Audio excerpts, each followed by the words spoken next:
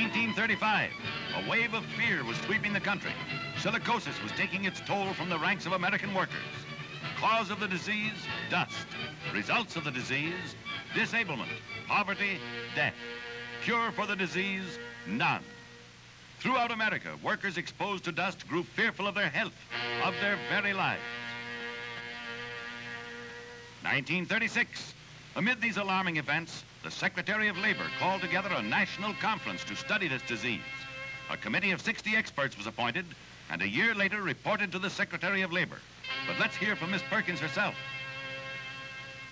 After a year of work, the National Silicosis Conference Committee has just made its report of findings and recommendations, and I feel it to be my duty to make this report available to the working people of the United States and to their employers by every available method. This report shows how silicosis occurs, where it occurs, and what the disease is, and it makes recommendations for its practical control.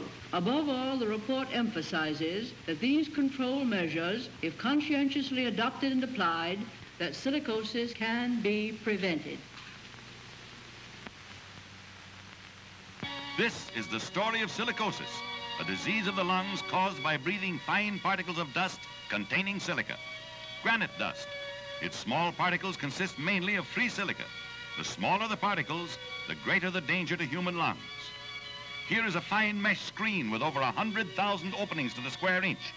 Notice how readily the silica dust passes through.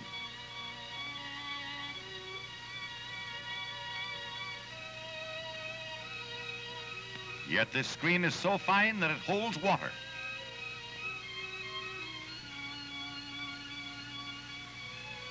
Every drop poured into the sieve is poured back into the glass.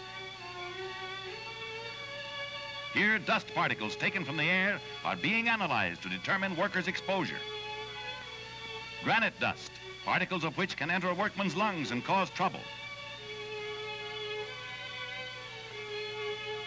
This cross-section shows the nose and throat passages through which dust is inhaled into the lungs.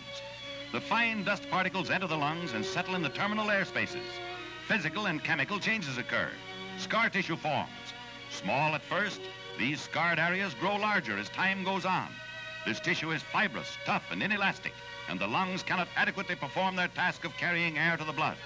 As a result, the affected worker becomes so short of breath, he can no longer do his job. This magnified section shows the alveoli, or small air spaces in the lungs. They supply life-giving oxygen to the blood. Silica dust clogs these spaces and deadly scar tissue forms. This is the way a silicotic lung appears to the X-ray. The black areas are dead tissue.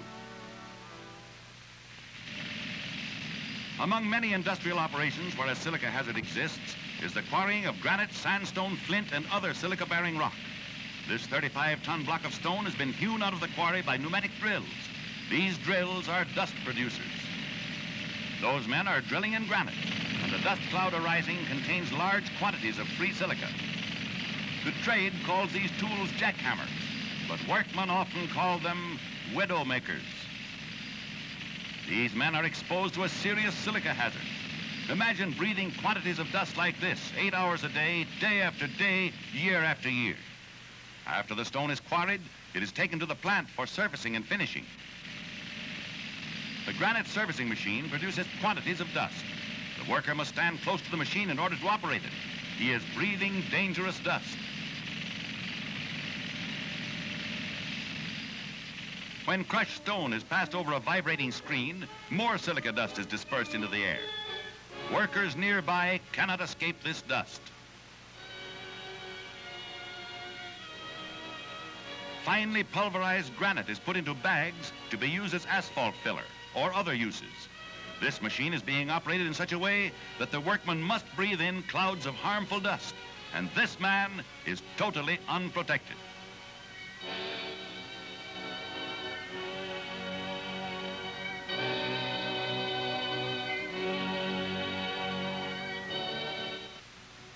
The foundry shakeout, wherein castings are removed from the molds, is also a dusty operation.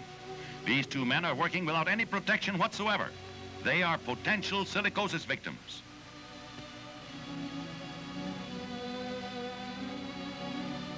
Here is a typical American workman. one of the million who are dangerously exposed to silica dust. His name is John Steele. Once a master molder, he is still working in this foundry after years of exposure to silica. Once strong and healthy, John Steele is now weak and emaciated. He is short of breath. He cannot do even this work properly.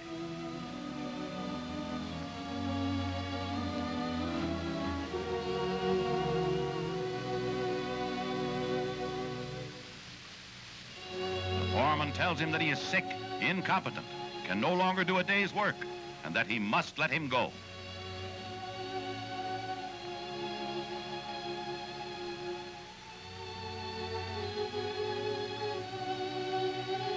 He hands John his last time slip.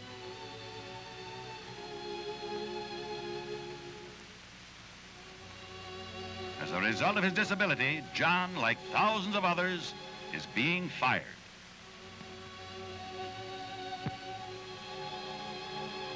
He is paid off. Broken in health and in spirit, out of a job, he must seek work elsewhere. John Steele was more fortunate than many another silicosis victim. He was able to find work in a tombstone shed, work which was not too heavy and where he could earn a little money to help support his family. But he is still exposed to the enemy. Across John Steele's mind flashes his fate. How soon will it become a stark reality? How soon will he join the thousands of others who have succumbed to silica dust?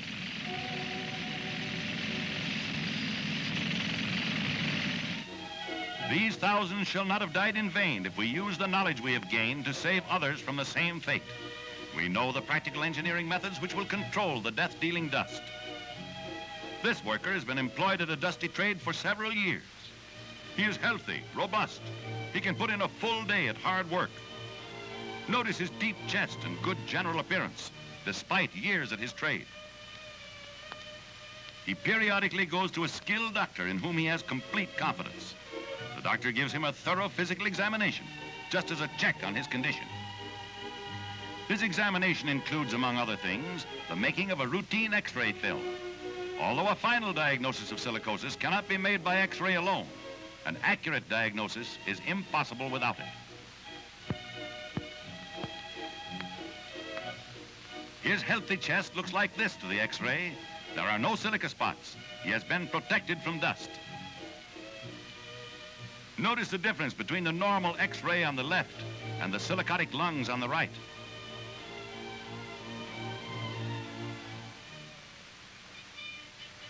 Sandblasting of rough castings in foundries is one of the dustiest of operations. These workers wear helmets like deep-sea divers, into which clean, filtered air is fed. They work in a tightly closed room so that other workers in the foundry are not exposed. In many cases, silicosis control is just as simple as this: oiled sawdust sprinkled on floors.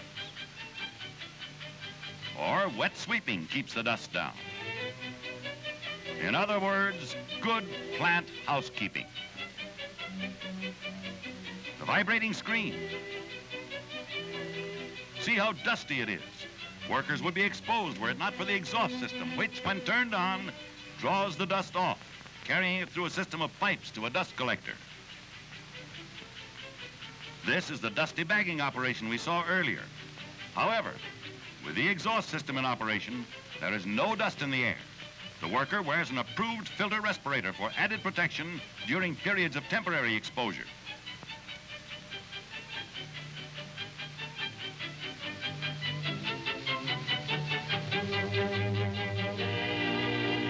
In this close-up, the dust is being carried at high speed into the suction system where it is collected. And here is the way this dusty servicing machine can be controlled by using a suction device. Note how the dust and stone chips are drawn into the hood and thus kept away from the workman's nose and mouth. In the granite quarrying industry, rock drilling is one of the dustiest operations. It can be made non-dusty and safe. One method is to force water through pipes to the point of operation. Water flows through this simple little device around the drill steel and prevents the dust from flying into the air.